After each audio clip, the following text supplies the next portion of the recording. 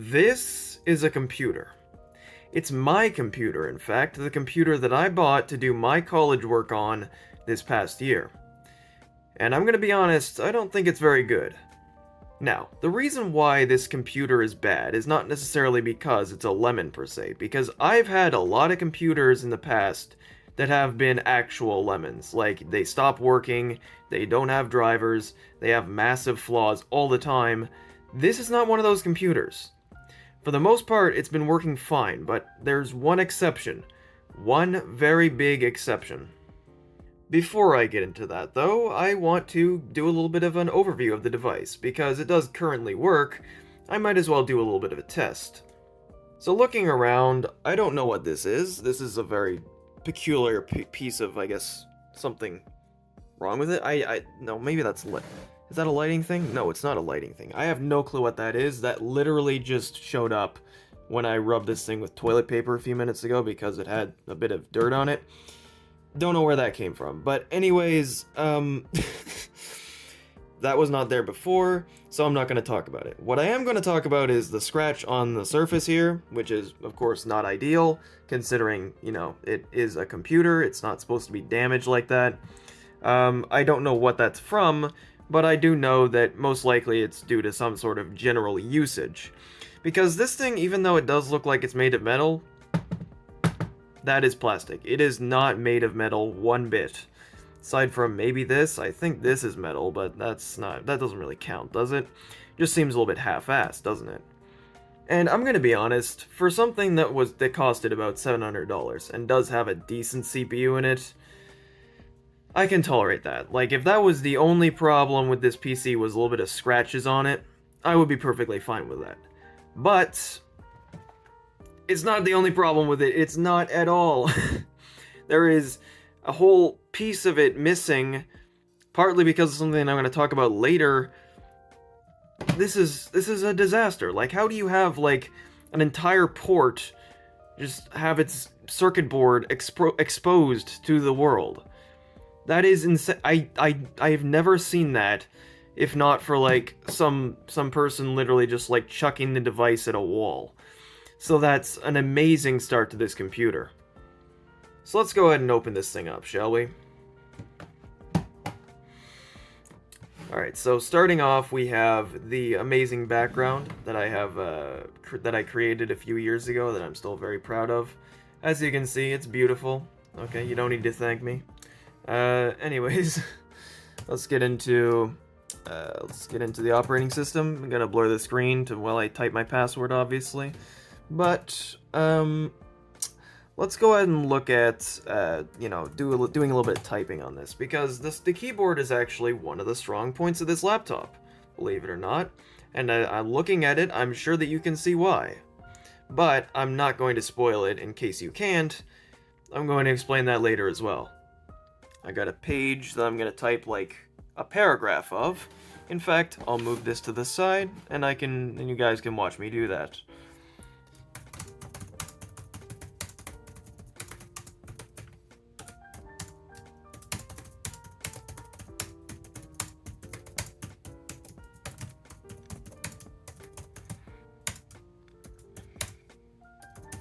Yeah, the keyboard is actually one of my favorite aspects of this laptop because it does actually have a number pad. And in addition to that, it also has a, function row. It does require you to press FN, but, it is still very useful. There are some situations where you're not able to press the key combination, which is unfortunate, but that's just how laptops are kind of designed nowadays, and it's almost fruitless to try and find one that actually has, like, a normal function row. And that number pad cannot be understated. As an IT technician, I am in a network administration course, more specifically. And this thing is amazing when typing in IPs, because, IPs, they all use numbers, and they also use dots, which is, of course, on the number pad. So that's awesome. The screen is also nice, even though it is an LCD, and therefore if you step on your computer because you leave it on the floor, which I do a lot, then there can be like little spots that will not, like dim down. I think that's like pressure spots or something like that. That's annoying, but I'm gonna be honest, I'm going to be keeping this laptop for a long time, probably not going to sell it, so I don't think that really matters to me. It's only really just an OCD thing when I see that. So I can probably deal with that. And I have to say that when I went to buy this, I was more looking for something that was, within the price point that also had 16 gigabytes of RAM.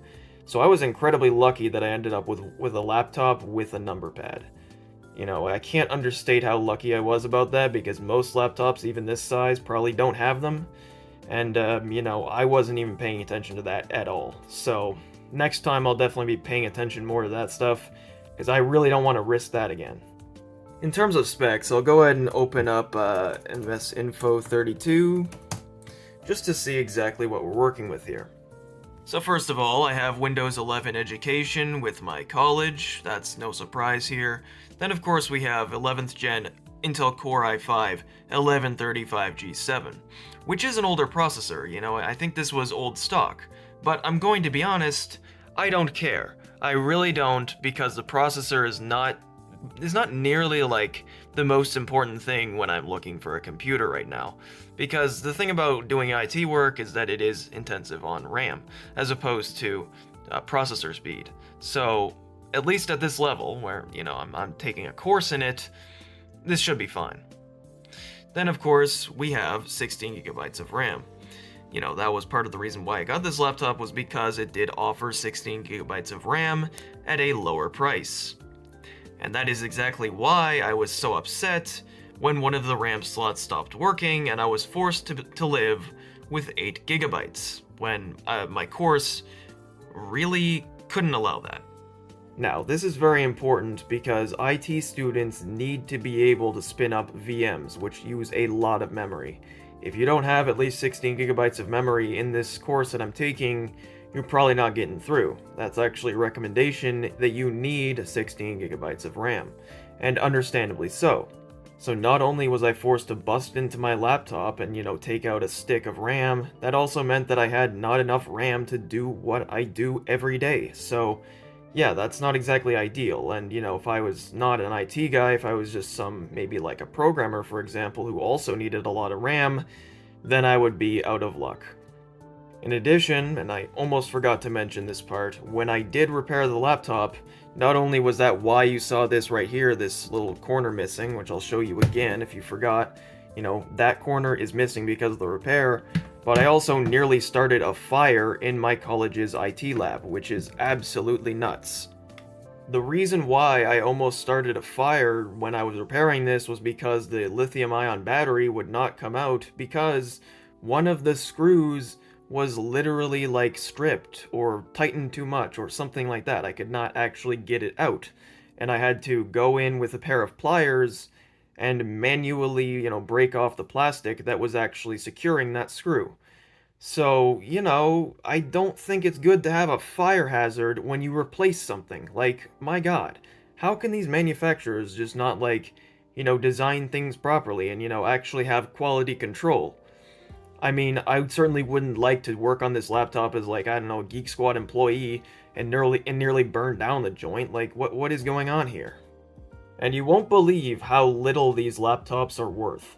I think people recognize just how terribly they are, and so if you look on eBay, you find tons of examples, well actually not tons, you find a few examples that are all priced at under $300, which is crazy considering a lot of these systems actually do have recent processors, almost like the exact same one as in here, but yet they only price them at $300 or lower dollars.